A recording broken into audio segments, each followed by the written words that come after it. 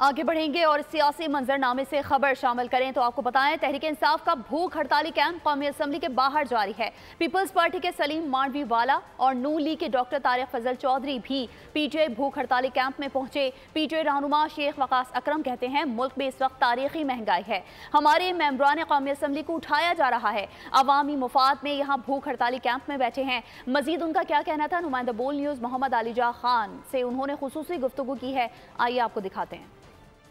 मेरे साथ मौजूद हैं पाकिस्तान तहरीक इंसाफ के सीनियर रहनुमा शेख वकास अकरम साहब। देखिए, मांडवी वाला साहब तो यहाँ आए, यहाँ पे खड़े रहे। आपको पता है बहुत से सेनेटर हमारे साथ बैठे हुए थे यहाँ पे हंगर कैंप में, तो वो कुलीग्स हैं, एक दूसरे को हेलो हाय करते रहते हैं। तो मेरे ख्याल में उन्होंने हमें देखा तो यहाँ आ गए।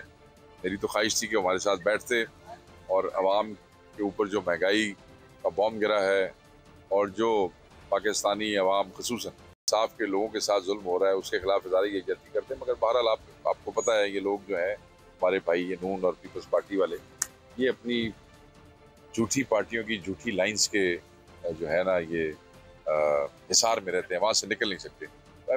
बह जाता बेचारे तक को नुकसान होता। तारिक फजल आए यहाँ पे, पॉलिटिकली लोग आते जाते रहते हैं और अंदर ख्याल सी में मैं जाऊँगा तो तस्वीर बनाओगे तो चलेगी, वो चलेगी भी सही। शायद कोई ऐसी बात नहीं है। मैं ये समझता हूँ कि जिन चीज़ों के लिए हम यहाँ बैठे हैं अलामती तौर पे, वो चीज़ें पूरी पाकिस्तानी अवाम को इन जनरल इफेक्ट करती हैं। सब्सक्राइब करें और बेल दबाएं ताकि कोई खबर रह न जाए।